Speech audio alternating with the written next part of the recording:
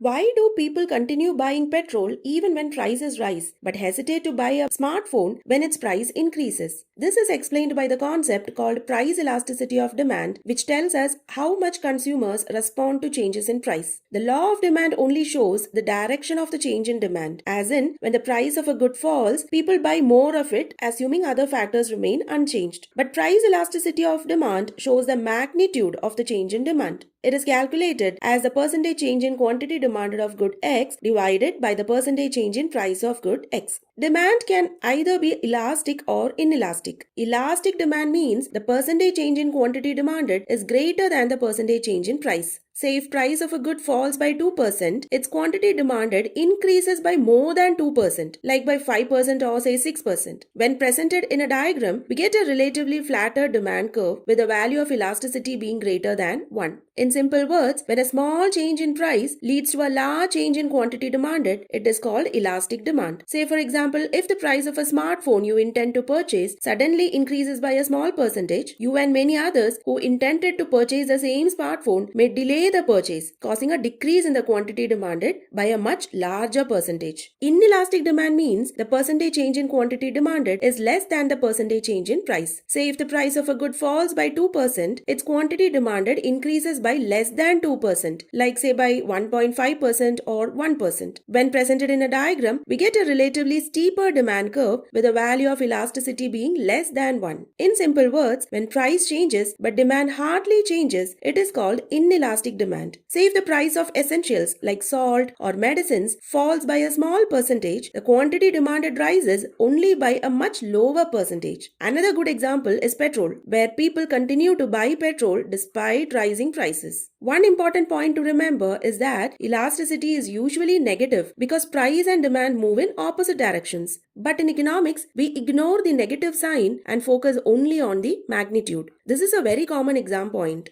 So, what affects elasticity? It depends on how many close substitutes are available for a good, whether the product is a necessity or a luxury, how narrowly we define the market for a good, and the time period consumers take to adjust. In short, elasticity tells us how sensitive consumers are to changes in price. If consumers are highly sensitive to price changes, even a small change in price leads to a large change in quantity demanded, and that is called elastic demand. Now, if the consumers are less sensitive to price changes, then a change in price leads to a small change in quantity demanded, and that is called inelastic demand. So the next time you wait for a discount or switch brands, remember that you are actually showing elasticity in real life.